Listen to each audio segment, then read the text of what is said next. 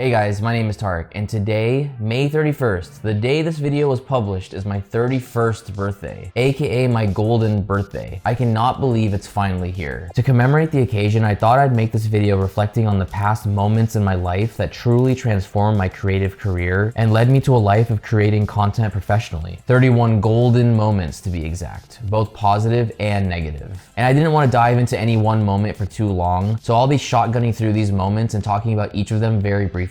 Also, if you're familiar with my videos, you know I'll be wrapping up with a banger of a lesson that will tie everything I mention all together. That all said, I appreciate you joining me as we travel down memory lane. Let's get started.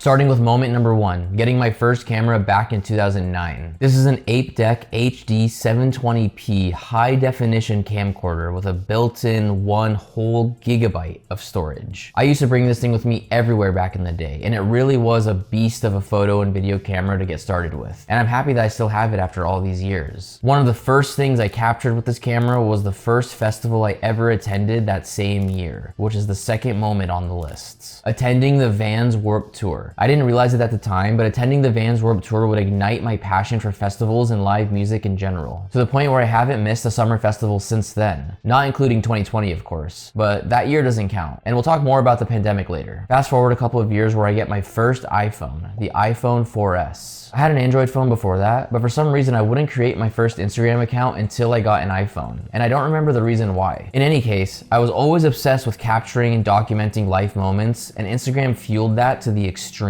I instantly fell in love with the app, especially during its peak days. If you know, you know. I have over 4,000 archived photos from that time. Now it's kind of just a dumpster fire of an app. Next year, I made the decision to join the Art Institute of Portland to become a movie director. And with the stuff they were teaching, it was basically film school. I ended up transferring after a year or so to Portland State University, which ended up being a great decision for me in the long term, because I ended up learning everything I know about videography, scripting, lighting, and audio, all on my own years later, which really begs the question if film school is ever really worth it. In any case, I'm really happy that I transferred to a regular university when I did, but this poor experience did turn me away from videography and filmmaking, while Instagram continued to drive my passion for photography. In the midst of that same year, my brother, my 2 friends, and I took our first official road trip from Portland to LA.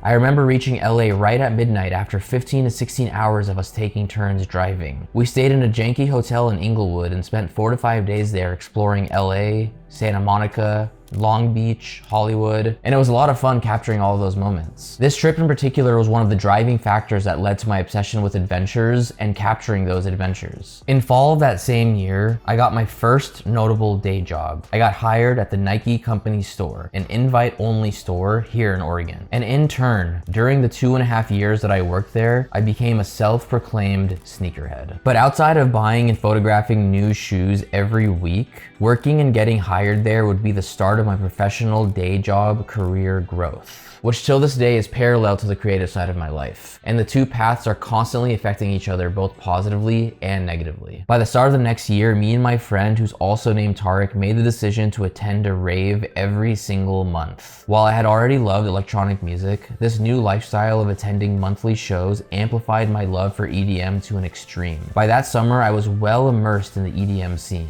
and not just the music. I had become obsessed with every aspect of the culture, the hype. I even took a screenshot of a festival I attended called Life in Color, where Steve Aoki is taking a family photo in front of the entire Tacoma Dome. And I just thought that was so cool. Fast forward to September 2015, I got hired at the Apple Store. There are still people to this day that pretty much only know me as the guy that worked at the Apple Store. I had worked at both Apple and Nike at the same exact time for 9 months before eventually leaving Nike in 2016. During that time, my texts and DMs were flooded with people asking for discounts. I inadvertently became the ultimate plug. But speaking of discounts, the greatest thing to come from my time at the Apple Store was stacking all of my employee discounts to purchase my MacBook. And what was once a beast of a machine has been with me ever since. Next year, after only capturing moments with my iPhone for some time, and also joining friends on photo missions where I was the only one without a camera, I ended up buying my first official DSLR camera from a friend, the Nikon D5300. This is the camera I would end up learning the fundamentals fundamentals of photography with. I ended up taking this camera with me on a family trip to the country of Jordan later that summer. And even if I was only editing my photos on Visco and Snapseed at the time, to this day I took some of my favorite pictures I've ever captured with that camera. I really wish I still had the raws of those photos, as I wouldn't even begin editing in Lightroom until the next summer. Anyways, I was still raving in 2016, and in September I attended this festival called Mad Decent Block Party in Eugene, Oregon. If you're familiar with my channel, then you probably know the importance of this festival. But long story short, at this festival I saw a photographer capturing the show and was definitely getting paid for it. And the version of me that brought this camera to the Vans Warped Tour in 2009 came back out, because after that festival I really wanted to shoot electronic shows. By February of 2017, I had finally come upon the first show I would shoot. It would be for my Apple coworker James, aka his DJ name, Mutagen. I brought my Nikon D5300, captured photos of Mutagen at the Paris Theater here in Portland, and effectively began a new journey in my creative career. During this journey, I learned that if you're looking to get a photo pass in order to build your portfolio, you need to be associated with a publication of some sort. You couldn't just bring a DSLR camera with you into the venue. And through a friend of mine, I discovered KPSU, which was Portland State University's radio station. And one thing led to another, because KPSU became the first publication that I joined as a photographer and a writer. It kind of felt like a lot of things in my life were all coming together to lead to that moment. My Apple coworker being a DJ, being at PSU instead of the Art Institute, it seemed all too convenient. But little did I know that was nothing compared to what was to come. That said, you can see all of my work with KPSU in the description below. That summer of the same year, I finally graduated from college, which means it was probably time to leave Apple and find a more college graduate position, which we'll get to. That said, while I do capitalize on the fact that I have a bachelor's degree when I'm applying to new day jobs, or if I'm asked about my experience in an interview, if I went back in time and was given the opportunity to skip college, I probably would. Instead, I would start my business right away. Which leads me to the 15th moment. On December 30th, 2017, in a hotel in Bellevue, Washington, I officially launched my photography business. That was called Tariq Abdellatif Photography at the time. And during that time, I was accepting all types of photography gigs, portraits, maternity, weddings, couples, but eventually I would narrow down my focus to concerts and adventures. At the start of 2018, I was desperate for a full frame camera, since the Nikon I was using to shoot concerts was a crop sensor camera. And when you're shooting concerts, you realize that you need a camera that can handle low light scenarios. I didn't know which brand of camera I wanted, but after talking about it a lot with my old manager named Adam at the Apple store, I ended up going for the Sony A7R III, the exact camera I'm using to film this video, which I purchased with tuition reimbursement money that I got as a benefit from working at Apple. Later that year, my brother and the same two friends and I went on our second road trip, but this time, instead of it just being from Portland to LA for just 4 to 5 days, we embarked on a 12-day road trip covering 6 states, 7 national parks, and a pit stop in Las Vegas. To this day, it's one of the greatest photo adventures I've ever been on.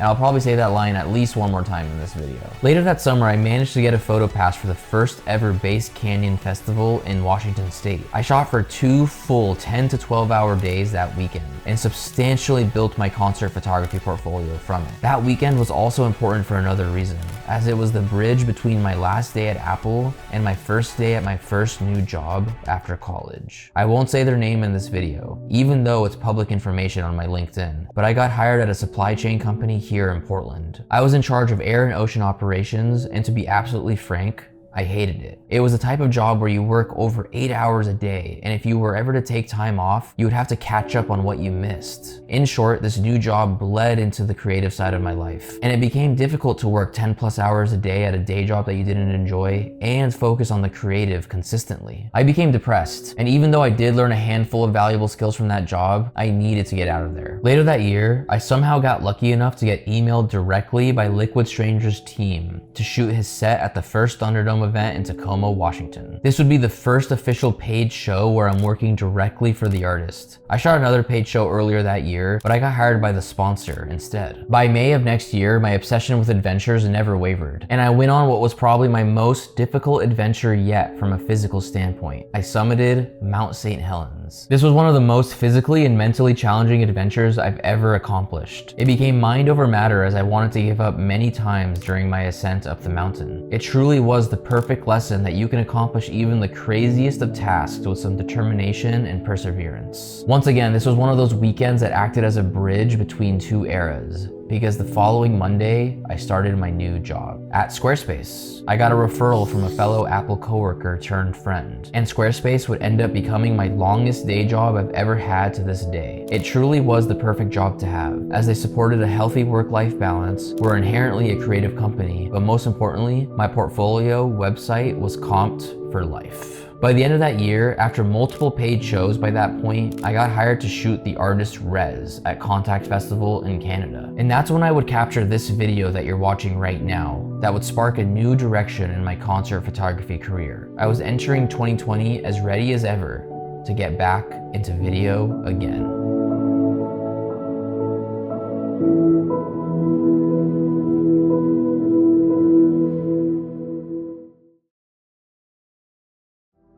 In February of 2020, at the second Thunderdome event in Tacoma, I was working with an artist named PhaseOne, and at the end of his B2B set, just like any DJ, they wanted a family photo. So I stood in front of the decks in front of 21,000 people, all staring at me and my camera, and I captured one of my favorite photos to this day. Little did I realize at the time, I had essentially manifested this 6 years prior by posting a screenshot of the same exact family photo in the same exact sold out venue. These connections that you can make in life sometimes can really take you down a rabbit hole. Like, how did that moment even happen? Twice even.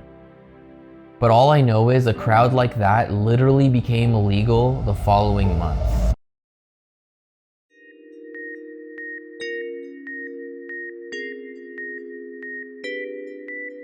Not much I can say about the pandemic that we all don't already know. But I will say that the live music industry got shut down, which means it was time for me to pivot creatively. And as my love for video began to slowly increase again, I ended up deciding to start a YouTube channel by the start of next year. The silver lining of the pandemic is that it turned me to YouTube, because I do not know how long it would have taken me to start a channel if I even ever would have. All I know is starting a YouTube channel is one of the greatest career and creative decisions I've ever made. In the fall of 2021, the music industry made a swift comeback, and I ended up working for 7 artists at one of the biggest electronic music festivals in the world, EDC Las Vegas. Working this festival, providing both photo and video services for multiple artists, it made me realize how far I've come in the concert photography world. Which moment in my past led me to working at EDC? Was it getting hired at Apple and meeting Eugene, or deciding to attend raves with my friend, which led me to attending Mad Decent Block Party? By May of 2022, my girlfriend Gina and I traveled to Iceland, and I have a whole travel guide video of that trip. Highly recommend watching it. And I already told you I would say this again, but Iceland is by far one of the greatest photo and video adventures I've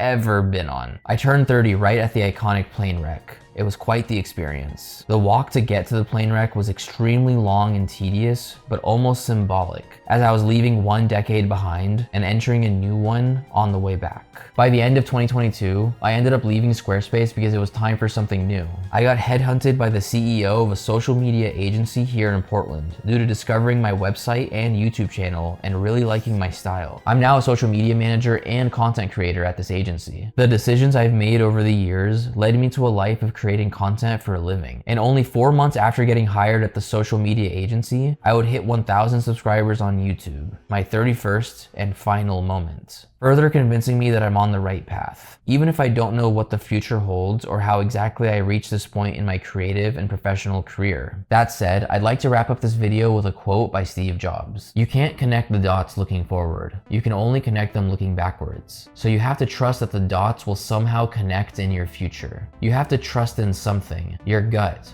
destiny, life, karma, whatever.